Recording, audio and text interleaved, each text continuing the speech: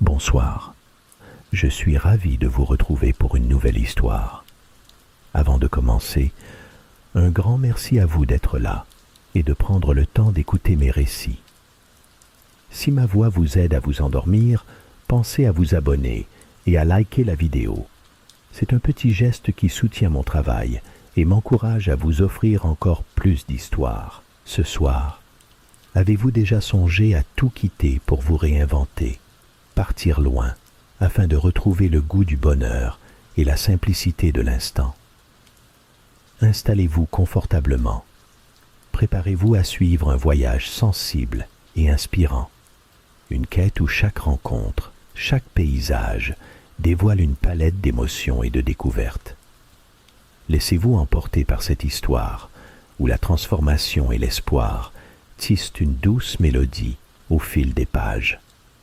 Bonne écoute et douce nuit.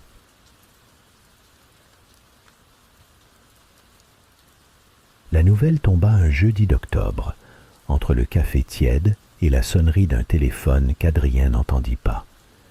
Le cabinet du docteur Van offrait la même neutralité feutrée que la salle d'attente, mais les mots glissèrent dans l'air comme des fragments de verre. Anomalie cardiaque, traitement, prudence à l'effort, suivi régulier. Un fil invisible se desserra dans son ventre. Adrien remercia le médecin, la voix voilée, ramassa en silence le dossier dont il venait tout juste de retenir le nom et descendit dans la rue.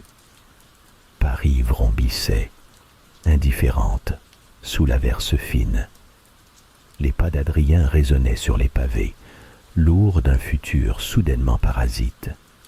Sur le pont de la Concorde, il contempla les lumières qui fuyaient déjà, comme si rien jamais n'allait s'arrêter, comme s'il était le seul à sentir la trame des jours vaciller. Au bureau, tout recommença. La mécanique souple des mails, les codes d'accès, la politesse automatique. Sauf que la main tremblait parfois sur la souris et qu'Adrien comptait les battements de son propre cœur comme on dénombre des heures perdues. Les nuits devinrent longues. Le sommeil, d'habitude docile, se rebiffa. Au plafond, les fissures dessinaient des routes impossibles. Adrien se redressa souvent, passa en revue ce qu'il avait construit. Une carrière nette, 2 appartements impeccables, une voiture hybride dont il ne se servait presque jamais. Cela aurait dû suffire. Mais à 39 ans, le vertige grandissait. Des questions singulières s'invitaient, dont il n'osait mesurer la profondeur.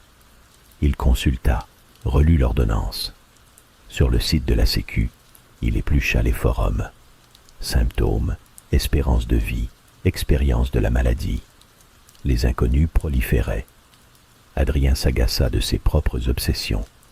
À force de s'inquiéter, il ne sentait plus rien, sinon cette peur diffuse, ce malaise gluant contre sa peau. Au matin du 4e jour, devant le miroir embué, une phrase coupa court au monologue intérieur. « Si je partais ?» Elle n'attendit pas de réponse. Elle s'accrocha à la glace, s'incrusta dans la buée, devint le refrain d'une matinée entière. Les semaines précédentes s'effacèrent, les gestes devinrent lents, posés. Éteindre le réveil, repousser la réunion, répondre d'un mot bref au téléphone de la DRH. Le soir, Adrien prépara une feuille de congé sabbatique sur papier, pour la première fois de sa vie, sans peser chaque conséquence. Sa main cessa de trembler quand il rédigea le mail. Il vida une petite valise, délicatement, puis la rangea.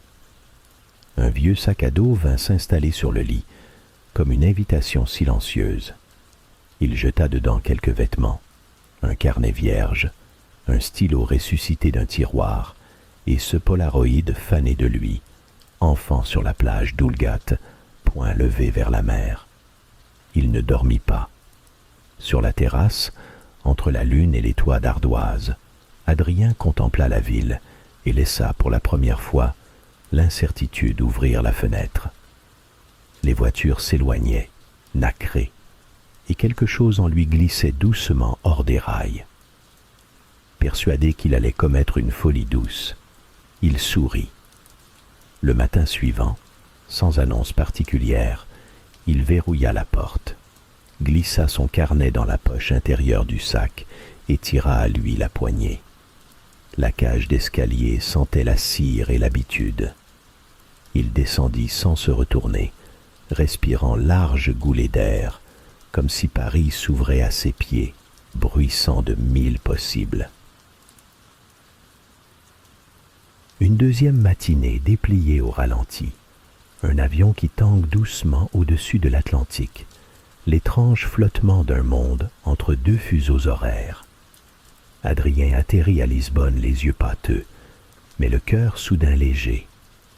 L'air est plus doux que prévu. Au détour des ruelles, il perçoit un tintement de vaisselle, des rires saupoudrés de soleil, le froissement des tissus. Il s'étonne que tout semble sourire. Il n'avait rien programmé, sinon d'arpenter au hasard. La ville pulse, légère sur ses collines. Les azulégeaux habillent les murs, de minuscules scènes bleues, des paons, des bateaux, des fleurs effilées sur fond d'histoires silencieuses. Sous ses pas, les pavés moussent après l'averse. Adrien s'arrête pour toucher la faïence tiède, s'amuse de la brise qui soulève les nappes sur les balcons. Un accordéon s'éveille dans une petite rue. En bas de l'Alfama, 2 enfants dansent. Un vieil homme marque le rythme du talon. Adrien s'approche, happé par le fil ténu qui relie tous les anonymes dans cette ville. Plus loin, un groupe de jeunes femmes en jupe légère entonnent une chanson, faux semblant de fado, ponctuée de rires haut perchés. Il improvise un sourire, attrape une photo sur son téléphone, puis se ravise. Ici, il préfère la mémoire vive, non filtrée. Sur la Praça das Flores, il choisit machinalement un café sans nom, une terrasse bondée mais paisible. Il commande un bica et observe la lenteur des serveuses, le pointillé du soleil sur les tasses. Un carnet de croquis a été oublié sur la chaise voisine. Adrien hésite, puis le feuille, intrigué. Il y retrouve des silhouettes dessinées à grands traits, des couleurs vives, un chat sur un toit, un tramway en équilibre. Vous aimez? La voix vient de la droite, douce, un presque murmure. Il lève les yeux. Sophia est là, silhouette volontaire, cheveux mêlés de cuivre, mains tachées d'ocre. Elle s'assoit sans façon, comme si leur présence à tous deux à cette table était une évidence de toujours. Adrien balbutie. « C'est à vous ?» Elle acquiesce, sourit d'un air tranquille. « Je peins tout ce qui échappe aux autres. Les reflets, les détails, la part de rêve de ce qui nous semble banal. » Elle reprend son carnet, choisit une page blanche et commence à griffonner. Adrien, dérouté mais séduit, la regarde faire. Sophia lui propose d'échanger le café contre un panini, puis lui parle d'un concert improvisé dans l'escalier derrière la rue dos Remedios. Les musiciens viennent sans prévenir. Personne ne sait ce qu'ils vont jouer, ni s'il y aura de la lumière. Parfois ils s'arrêtent, juste parce que la lune change de place. Viens. Ils partent, verres en main, et se fondent dans la rumeur du quartier. Sur les marches, 6 musiciens font corps avec l'instant, guitare, violon, main frappant le dos d'une vieille valise.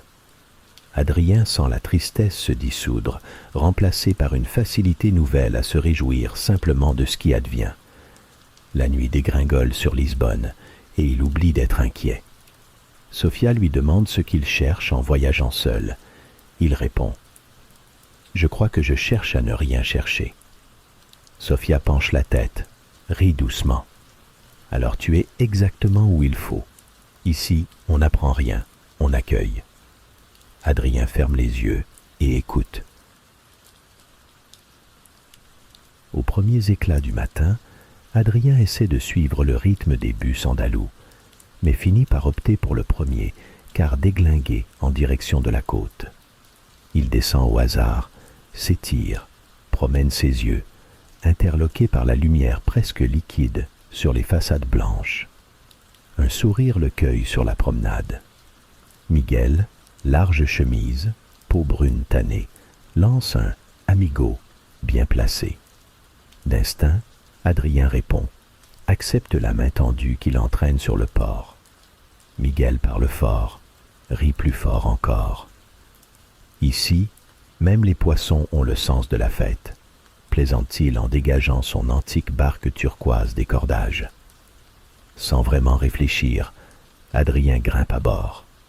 Le vent leur offre une salinité joyeuse, l'air pulse, le soleil danse sur la surface de l'eau. Miguel allume un transistor brinque-ballant, d'où s'échappent des airs de flamenco, puis se tait, comme s'il voulait laisser la mer envahir le silence.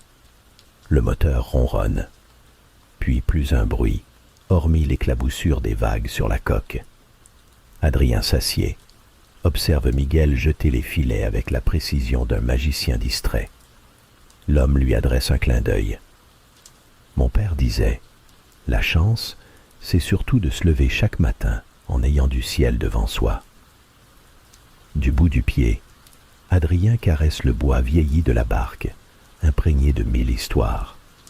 Le paysage s'étire à perte de vue entre les collines orangées et l'infini bleu. Parfois, Miguel rompt le silence. « Tu sais, à marée basse, je ramasse les coquillages pour la soupe de ma femme. J'écoute la mer, je ne me plains de rien. Toi, tu viens de loin ?» Adrien s'étonne de la simplicité de la question. « Oui, de Paris, dit-il. J'avais oublié comme c'était apaisant de juste regarder l'horizon. » Miguel sourit, hausse les épaules. Ici, tout va lentement. C'est ce qui rend l'instant précieux. Les gens croient que la mer est monotone, mais elle change tout le temps. Il n'y a jamais 2 matins qui se ressemblent. Peu à peu, la conversation se dilue. Parfois les 2 hommes ne disent rien durant de longues minutes. Adrien respire, laisse l'air iodé matraquer ses narines. Les gestes de Miguel l'hypnotisent. Il se surprend à envier ce rythme presque animal, ce rapport direct à la nature, ce temps qui n'a de compte à rendre à personne. Quelques poissons gigotent au fond du seau. Miguel éclate de rire. « Tu veux essayer? C'est facile.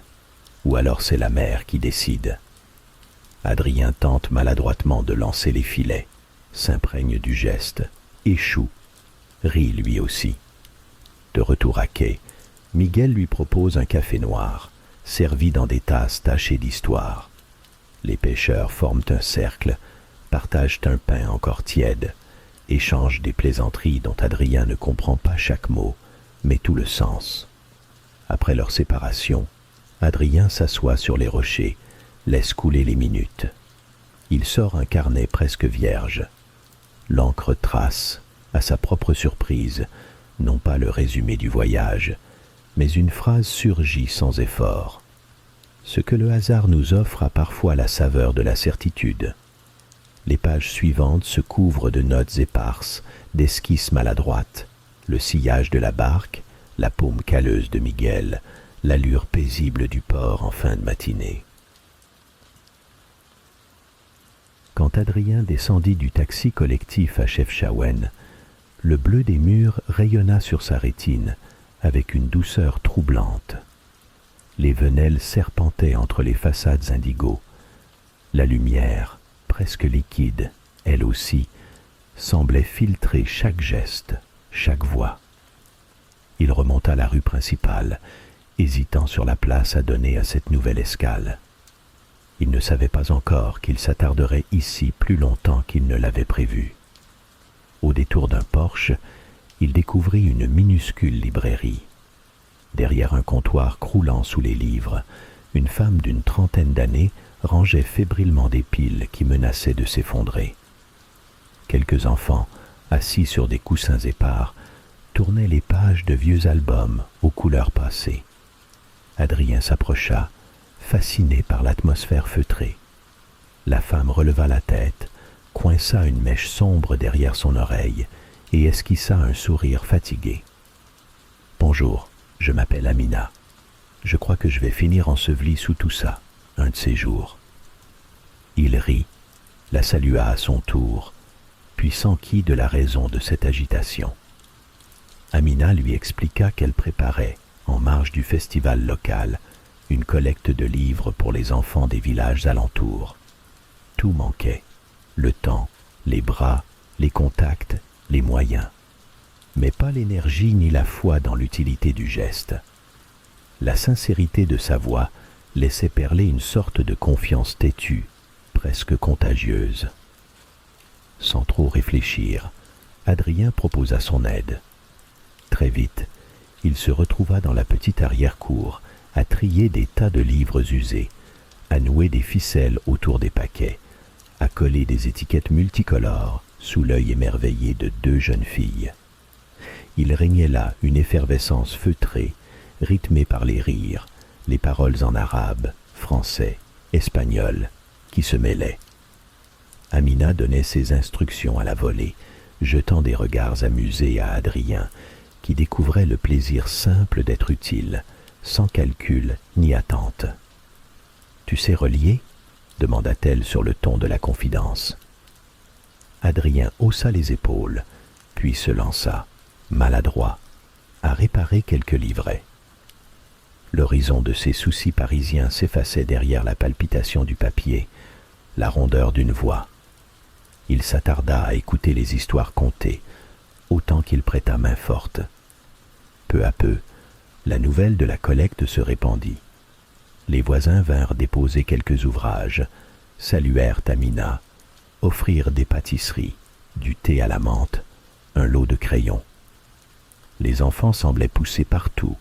Il y avait une fraîcheur, une chaleur humaine qui dissoudrait les dernières tentations d'isolement. Adrien se laissa porter, étonné de tout ce qui se tissait autour de lui, dans la simplicité la plus éclatante. Le matin du 3e jour, la cour débordait de sacs débordants de livres. Amina lui adressa un clin d'œil. « On va emporter au village de Tagzout, tu viens ?» Sur la route cabossée, serré dans un minibus brinque-ballant, Adrien observa les paysages d'un vert inattendu. Les champs d'oliviers alternaient avec les cimes pelées, et les enfants de Tagzout accueillirent la caisse de livres avec des cris de fête. Un garçon, muet de timidité, s'accrocha à son bras pour tourner les pages d'un album de Jules Verne, l'air fasciné. Amina lui glissa à mi-voix. « On leur offre une petite fenêtre sur l'ailleurs, tu ne crois pas ?» Le soir venu, de retour à la librairie, Adrien ouvrit son carnet. Ses notes s'étalaient en arabesque. Le bleu du ciel et des murs s'y infusaient presque par magie.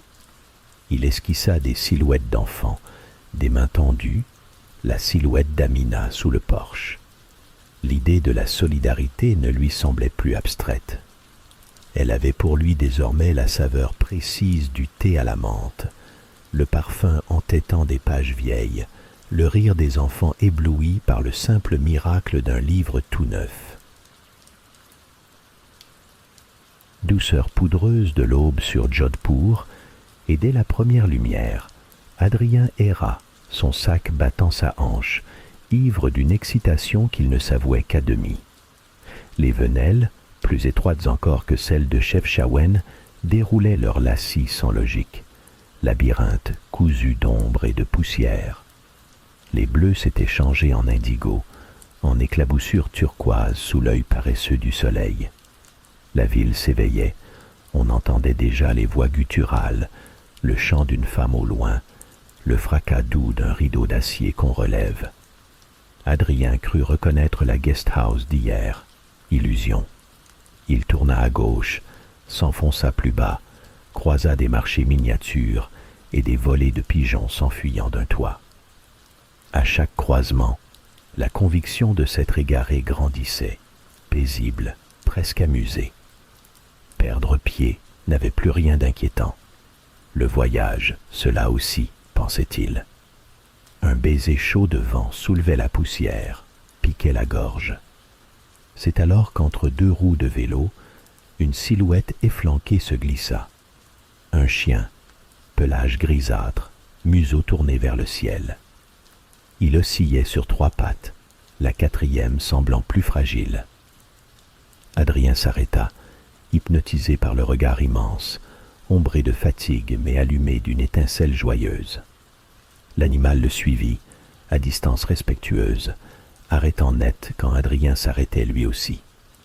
Sur un muret, Adrien s'assit, fouilla dans son sac. Il restait un quartier de pain plat, quelques miettes d'un dalle de la veille, même un carré de fromage dans son emballage cabossé. Il en posa un peu devant lui. Le chien hésita, flairant à peine, puis s'approcha à petits pas méfiants. Sous la caresse de la paume d'Adrien, il frémit, mais ne recula pas. Un sourire timide naquit sur les lèvres du voyageur. « Tu n'as pas de collier, toi. » Adrien laissa filer sa voix, douce, rit de s'entendre parler au chien comme à un vieil ami. L'autre, comme s'il avait attendu ce signal, posa délicatement sa tête sur le genou d'Adrien. Les voitures, la foule, la rumeur de la ville s'estompaient. Il n'y avait plus que d'eux et la chaleur du matin. Adrien sentit la présence du chien se glisser tout contre la solitude, un geste minuscule, et pourtant, tout à coup, rien ne paraissait plus naturel. « On va essayer ensemble alors. » Il rompit le dernier vestige de pain, le tendit. Le chien, rassasié pour la première fois depuis on ne sait combien de jours, frémit de reconnaissance et d'épuisement. Dans un rituel muet, Adrien releva la bête, inspecta la patte blessée. Rien qu'un vieux clou planté dessus, il l'ôta du bout des doigts, désinfecta comme il put, dérobant à une boutique voisine un peu d'eau et de coton. Le soleil craquait déjà au toit. Adrien s'accroupit devant son compagnon d'infortune. « Tu viens ? Il me faut un nom pour toi. » Il chercha dans la mémoire un mot lointain, pensa à la petite rivière des steppes qu'il avait lue dans un roman. « Gobi, tiens, ça tirait ça ?» Le chien ouvrit les yeux, battit de la queue, et Adrien le sentit accepter l'existence offerte. Ils reprirent la marche, pas tout à fait sûrs d'eux, mais unis par ce fil solide et doux qu'un hasard a tissé. Gobi avançait, la tête fière. Adrien souriait, léger. Deux égarés, soudain liés, cueillant dans la poussière indienne la certitude étrange d'avoir enfin trouvé quelqu'un qu'on ne peut abandonner. Les premières lueurs du matin découpaient la silhouette effilée des montagnes, baignant les sommets d'une lumière violette et laiteuse. Adrien, écharpe grossière nouée autour du cou, avançait pas à pas sur le sentier escarpé, Gobi trottant tout près, chaque foulée ponctuée d'un souffle prudent. Il sentait ses poumons s'adapter à l'altitude, sa pensée se clarifier sous l'air glacé. Marcher ici, cela revenait à désapprendre la hâte. La montée tenait plus du cérémonial que de l'effort, et déjà, au détour d'une pente sableuse, se dressa, comme surgie du temps, une grappe de maisons en pierre, toit de bois ordonné autour de modestes champs en terrasse. Un village minuscule, vibrant d'un silence puissant. Adrien s'arrêta, happé par la beauté simple de cette halte impromptue, le souffle suspendu entre étonnement et gratitude. Gobi jappa timidement. Un homme, silhouette large sous une veste matelassée, sortit d'une demeure basse. Son visage buriné irradiait de sérénité, dans ses yeux dansaient des éclats de malice et de compassion. Il s'inclina légèrement en joignant les mains. « Namaste. Je suis Tenzin. » Le chien méfiant d'abord s'approcha, la truffe frémissante. Tenzin s'accroupit, caressa Gobi avec délicatesse, puis sourit à Adrien. Le midi se diluait déjà sur les pierres tiédies. Tenzin guida Adrien dans une pièce modeste décorée de tissus colorés. Le thé au beurre fumait, servi dans des boulettes de bois. Deux enfants passèrent, riant sous leur bonnet, glissant à Gobi quelques miettes de pain, avant de disparaître avec la légèreté d'un vol d'oiseau. L'épouse de Tanzin, silencieuse mais attentive, déposa une soupe épaisse. Adrien goûta à tout, le cœur flottant, laissant la fatigue s'évaporer dans la douceur de cette hospitalité précise et sans réserve. Le soir descendit vite, comme happé dans le creux des montagnes. Autour d'un feu taillé au centre de la pièce commune, Adrien s'assit en tailleur. Tanzin, pipe courte entre les doigts, observait les flammes, ses traits détendus à l'extrême. Quelques voisins chuchotaient, tandis que les enfants s'assoupissaient, pelotonnés contre Gobi. Dehors, la nuit semblait nimbée de songes immobiles. « Tu te demandes sûrement ce que tu vas trouver ici, » murmura Tenzin, les yeux fixés sur le feu. Adrien hésita, sourit faiblement. « J'espère comprendre comment vivre l'instant. Ne plus courir ou regretter, seulement être là. » Tenzin hocha la tête. « Ici, il n'y a que l'instant. Le matin, le chant, le soir, la famille. Si tu écoutes bien, la montagne te le dira à sa façon. » Adrien se surprit à fermer les yeux, oubliant la fatigue lancinante de la route, retrouvant le rythme lent des secondes. Le bois craquait, la lumière dessinait des ombres amples. Tenzin partagea un peu de tsampa, expliqua que le pain séchait au fil des jours pour rappeler la patience indispensable. Sa voix, roide et douce, portait la vieille sagesse des glaciers. Le temps n'existait plus, où rien qu'une valse posée, flambeau après flambeau. Gobi, épuisé par la marche, posa sa tête sur les genoux d'Adrien, qui caressa sans penser, simplement. Il n'y avait rien d'autre à faire. Tanzin poursuivait, lentement. Ici, tout va selon la montagne. Quand tu ressens que tu es trop pressé, regarde-la. Elle ne va nulle part, et pourtant tout vient à elle. Adrien sentait ses muscles se détendre, sa respiration épouser la rumeur du feu, la tiédeur de l'amitié naissante. Au-dessus des toits, la voie lactée s'élançait. Les voix, peu à peu, se taisaient. Le monde extérieur paraissait s'éloigner, jusqu'à la simple pulsation du présent, entre chien, homme et silence de la montagne. Séoul l'attendait avec ses lumières fiévreuses, ses parfums entêtants, l'ondulation de ses avenues sous la pluie fraîche. Adrien et Gobi débarquèrent en fin d'après-midi, fourbus, repoussés par la foule bruissante du métro. L'énergie de la ville le surprit d'abord, après la lenteur minérale des montagnes. Une myriade de petites échoppes couraient le long des rues, lampions vifs suspendus au-dessus d'assiettes fumantes, et le dogman interdit aux chiens fit dormir Gobi dans une chambre modeste, chez un couple bienveillant de Bukchon. La première soirée, Adrien erra sans but dans le dédale de Hongdae. Là, au détour d'une ruelle, une affiche l'arrêta. Cours de cuisine coréenne ce soir, inscription libre. Pourquoi pas, pensa-t-il, sentant une chaleur diffuse ranimer sa curiosité. Il poussa la porte, un grelot tinta. À l'intérieur régnait une atmosphère simple, rassurante, que dominait un immense îlot de bois blond, enguirlandé d'épices. Derrière le plan de travail, Eunji jetait des regards vifs. Sa voix éclatait en rire franc, emportait les gens plus loin qu'ils n'auraient cru. « Toi, le Français, tu viens pour goûter ou cuisiner ?» sollicita-t-elle en frottant ses paumes sur un tablier tacheté de gochujang. Adrien, un peu pris de court, balbutia qu'il aimerait apprendre, pas seulement manger. Eunji l'entraîna aussitôt vers les légumes entassés en pyramides attentives, radis blancs, ciboule, piment souple. Elle ne le laissa pas s'égarer dans la nervosité. Au contraire, chaque question était prétexte à éclats de rire, à des gestes précis, vifs, mais dénués de contrainte. Coupe doucement le kimchi, comme ça, il garde son jus dans chaque feuille. Sens la texture, la résistance, savoure déjà le bruit qu'il fait entre les mains. La préparation leur prit 1 heure. Adrien s'abandonna à la cadence des gestes, au dialogue qui s'installa entre eux.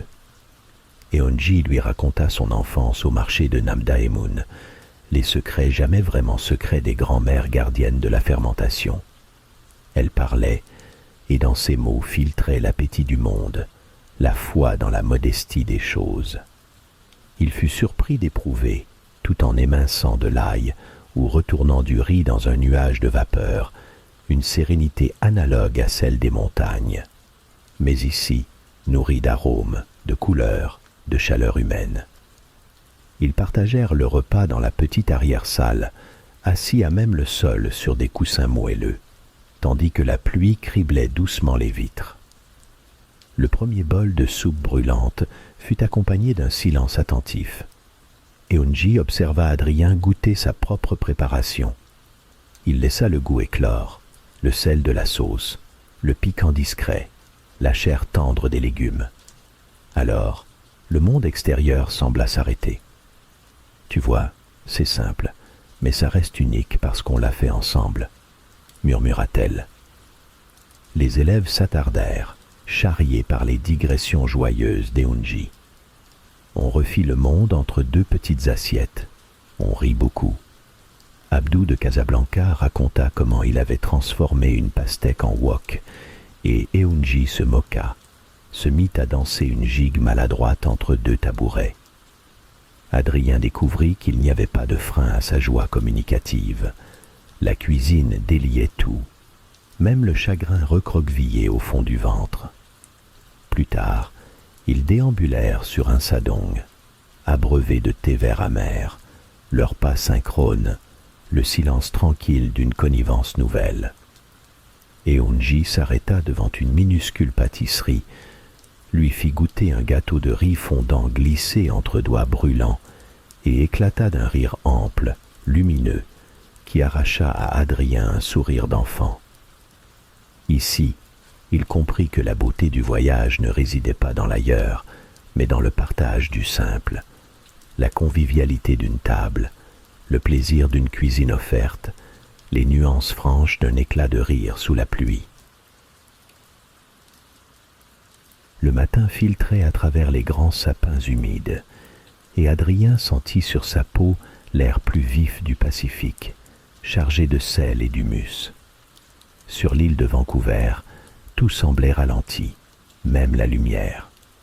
Gobi trottait déjà loin, savourant la mousse tendre sous ses pattes. Adrien s'avança dans le sous-bois, attentif au craquement mystérieux de la forêt, au chuchotement de l'eau tapie quelque part. Il n'avait jamais rien connu de semblable. Chaque pas sur ce sol spongieux le reliait à une mémoire ancienne qu'il sentait palpable sous les fougères en éventail. Il observa les troncs couverts de lichen, la façon dont la lumière verte glissait sur les écorces. Un oiseau invisible siffla une note candide. Il aurait pu rester là des heures, à se gorger de cette douceur silencieuse, s'il n'avait entendu un bruit plus franc, suivi d'une silhouette qui surgit d'un fourré. « Salut, tu viens pour les graines ?» demanda l'homme, sourcils levés, mains dans des gants de cuir, veste rapiécée de vieux écussons forestiers. Adrien sourit, incertain. Oui, enfin, je me promenais, L'homme éclata de rire, lui tendant un sachet de toile rugueuse. Lucas, je plante des arbres, toi tu cherches, moi j'ai trouvé. Tu restes ? Adrien attrapa le sac, le poids des petits cœurs d'érable et de sapin au creux de la main. Lucas montra le sentier, vif, illuminé d'une ferveur tranquille. Sans vraiment réfléchir, Adrien le suivit, curieux, attentif à cette aura de sérénité qui émanait du forestier. Ils rejoignirent un petit groupe, déjà à l'œuvre. Plusieurs palettes de jeunes plants attendaient, racines nues, promesses en sommeil. Lucas parla peu. Il montrait surtout comment choisir l'endroit, l'espace, le geste exact pour fendre la terre, y déposer la graine, recouvrir avec soin. Ici, c'est simple. On donne, on ne prend pas. La forêt partage, si tu sais t'y fondre. Adrien resta d'abord maladroit, la poignée de graines tremblante. Puis il saisit la cadence, le rythme de la terre, l'accent feutré des bottes dans la mousse, le silence fécond entre deux rires d'enfants venus aider. Le temps devint liquide, presque irréel, comme suspendu par la beauté du geste répété. Gobi reniflait autour, joueur mais respectueux, flairant chaque trou de plantation avec gravité avant de s'asseoir, gardien muet d'un avenir secret. Lucas raconta en quelques mots les essences d'ici, le cèdre, la pruche, l'aulne, chacune avec ses vertus, ses histoires. Ses yeux brillaient d'un orgueil tendre, comme s'il présentait à Adrien de vieux amis précieux.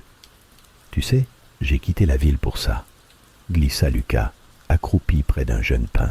« On a tous faim de racines, non ?» Le soir tomba en dégradé moelleux, et la forêt changea d'aspect, plus profonde, presque enveloppante. La dernière graine glissée, Adrien demeura un instant, main tachée, cœur calme. Il sentit, pour la première fois depuis longtemps, un ancrage neuf le retenir sur cette terre froide, quelque chose de tenace, organique, paisible. Loin des promesses éclatantes de la ville, il goûtait la simplicité nue du monde, la chaleur modeste d'un échange sans paroles inutiles, le flux d'une sève lente sous ses propres pas. Les premières lueurs se levèrent paresseuses au-dessus du lac. Un voile de brume, mince et diaphane, effleurait la surface en silence. Adrien s'accroupit sur une pierre plate, son carnet en équilibre sur le genou. Gobi s'allongea tout contre lui, museau vers la berge, oreilles attentives à la fuite timide des canards dans les roseaux. Dans l'air neuf, Adrien sentit un calme profond, presque liquide. Les battements de son cœur se confondaient avec la légère clapotis de l'eau. Lui qui autrefois s'agitait au moindre imprévu, savourait ce matin étiré, cette absence totale d'urgence. Cela tenait autant du soulagement que de la découverte. Il était devenu curieux de sa propre compagnie. Il ouvrit son carnet, le feuilleta. Les pages étaient désormais épaisses, bosselées d'aquarelles, de mots entourés, de lettres jamais envoyées. Parfois un dessin, la main de Sophia tissant la lumière, la barque de Miguel sous un ciel d'encre, le profil de Gobi penché sur une miche de pain, surgissait, familier, apaisant. Il caressa le papier comme on le fait d'un souvenir précieux. Les lettres qu'il avait adressées à ceux qu'il avait croisés, il les avait écrites sans vraiment savoir s'il les enverrait. Ce matin pourtant, sous la brume, il pensa qu'il importait peu. Ce qui comptait, c'était la sensation intacte d'avoir partagé, d'avoir pour un instant réuni des mondes très différents, tous suspendus, reliés par le fil ténu de sa mémoire. Il imagina la surprise de Sophia en dépliant quelques lignes maladroites, le sourire triste de Miguel découvrant un croquis de la mer à l'encre bleue. Il pensa à Amina feuilletant, dans l'arrière-boutique, une lettre tachetée de sable.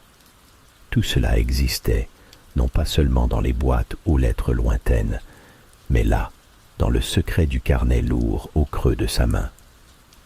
Gobi leva la tête. Adrien chuchota. « Tu crois qu'ils pensent encore à nous ?» Peut-être bien que oui. Une bourrasque souleva les tiges sèches, le ciel vrombit d'un élan d'oiseaux migrateurs. Gobi s'étira, bâilla, revint poser sa truffe sous le pouce d'Adrien. Avec un sourire, il esquissa le museau du chien sur une page. Les lignes furent tendres, maladroites, pleines de gratitude. Il relut quelques réflexions écrites à différents arrêts du voyage. Un fil discret se tissa entre elles, une mosaïque composite. Il ne s'agissait pas d'une somme de gestes éclatants, ni de souvenirs tonitruants. Le bonheur dont il avait rêvé adulte n'était ni un éclair de gloire, ni une issue spectaculaire, mais la succession étonnamment cohérente de petits moments vécus sans calcul. Le léger clapotis s'intensifia, un pinson s'approcha, effronté. Adrien resta longtemps immobile, observant le miroir du lac rassembler la lumière. Adrien resta ainsi, les yeux portés au loin, trop longtemps pour compter les minutes. Le soleil s'élançait à présent sur la surface du lac, posant dans l'eau des éclats or pâle. Gobi, paisible, observait ses gestes plus doux, son souffle plus ample. La brume se retirait en silence, dévoilant les galets polis comme des souvenirs dont on accepte désormais la rondeur. Il n'avait pas planifié cette halte. Le carnet s'était épais, transformé sous ses doigts, supportant la fatigue, les éclats, les confidences adressées à d'autres, mais surtout à lui-même. En relisant ces pages, quelque chose en lui s'était aligné, apaisé. Il comprenait maintenant que sa quête n'avait jamais été celle d'un point final, d'une révélation ou d'un ailleurs. Il s'agissait de recueillir, d'agencer, de laisser vibrer ce qu'il avait reçu, comme on assemble des fragments de mosaïque, patient, curieux, émerveillé devant le motif qui s'esquisse. Il caressa le sommet de la tête de Gobi, qui leva les yeux vers lui. « On reste encore un peu ?»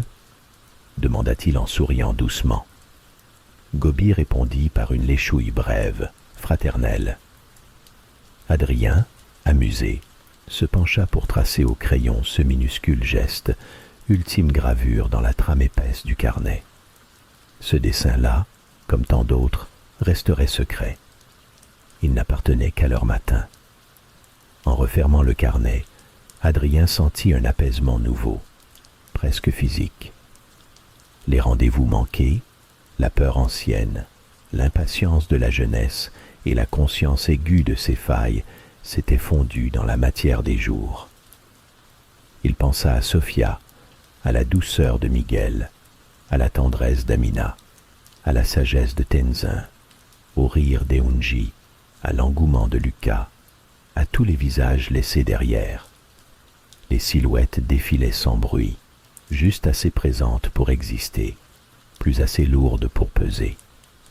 Le chant du pinson se fit insistant, éclat de vie ordinaire. Gobi se redressa, comme pressentant la marche à venir.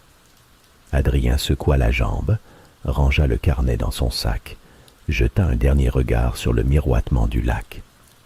Il sut alors que l'histoire ne finirait jamais, ni entre ces pages, ni ailleurs. Elle continuerait, souple et fluide, partout où il serait assez présent pour l'accueillir. Il se leva. Gobi trottina près de lui. Ensemble, ils prirent doucement le sentier longeant la rive, sans plan, sans crainte. Le matin ouvrait devant eux l'immensité tranquille de tout ce qui restait à vivre. Il n'existe pas de fin définitive au bonheur, songea Adrien.